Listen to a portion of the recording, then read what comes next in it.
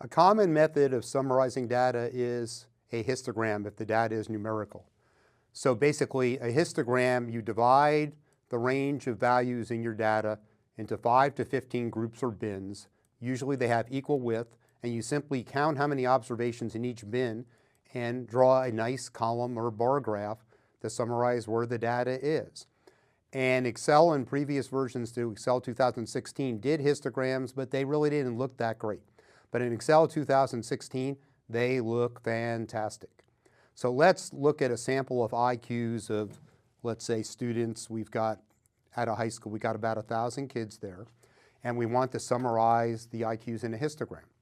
Well, what you have to decide is basically how many bins you want, and basically a lower limit sort of to cut off everybody below that limit in the first bin and everybody above the upper limit in the last bin. So for IQs, we know something about the value of IQs from just our worldly experience. We're going to put everybody who's 55 or below in the lowest bin, everybody who's 145 or over in the upper bin, and we like to have nice round bins. We don't want bins like 8.55 in width, so we'll have a bin width of 10. So how do we create a histogram in Excel? We first select the data, so we'll start with the first IQ, Control-Shift-Down arrow goes down to the bottom, then we'll do Insert, okay, and then right here, this is new to 2016, there's the histogram option, and so there we have a histogram. This one we don't need. Okay, so now what we want to do, we have these ugly bin boundaries, we want to switch that. So we do right-click, Format Axis. Okay, now bin width, we said we want that to be 10.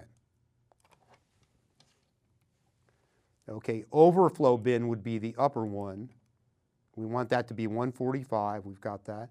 Underflow bin, 55, okay? And then basically we've got our histogram. So we could label this IQs.